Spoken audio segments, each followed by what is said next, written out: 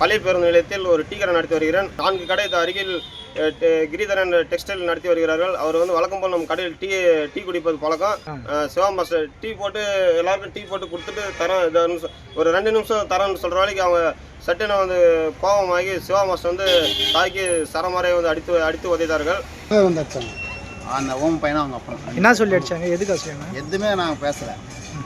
அவங்க மாமா டிரைவர் அவர் வந்து கேட்டிருந்தாரு. நான் பதில் சொல்கிறதுக்குள்ள வந்து படாபடம் ஆச்சு. என்னன்னு கேட்டாங்க? என்னடா எதாவது பிரச்சனைன்னாங்க. எந்த பிரச்சனையும் இல்லைண்ணா. சரி இது மாதிரி வெளியே வந்து பேசுவேன், ஓனர் வச்சு பேசுவேன்னு சொன்னேன். இந்த வார்த்தை சொல்லி முடிக்கக்குள்ளே 2 பேர் என்ன இப்போ நீ எதுனா அவங்களை திட்டினியா? நான் எதுவுமே திட்டலையே. சரியில்லை சரியில்லை நல்லா பொண்ணு வந்து அடிக்கிறாங்க. என் பேர் பழைய பஸ் ஸ்டாண்டில் துணி கடை இருக்குது.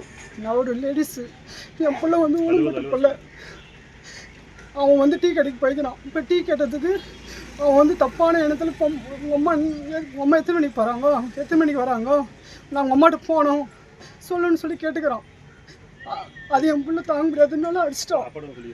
அப்பாட்டு வந்து சொல்லி தூக்க மாத்திரை 10 மாத்திரை வாங்கிட்டு வந்து நான் செத்துடுறேன், அம்மா இந்த வார்த்தை கேட்குறான், அதனால நான் செத்துடுறேன் அப்படின்னு சொன்னதுனால எங்கள் வீட்டுக்கு மனசு தாங்க முடியாது. அவனை போய் கேட்டதுக்கு அவன் அது எங்கள் வீட்டுக்காரன் நான் அப்படி தான் பேசுவேன், நீ என்ன பண்ண முடியும், இது நாங்கள் போய் போலீஸ் ஸ்டேஷனில் போய் சொன்னால் எங்கள் மேலே தான் கேஸ் எடுக்காங்க தவிர அவங்களும் எதுவுமே எடுக்க நினைக்கிறாங்க.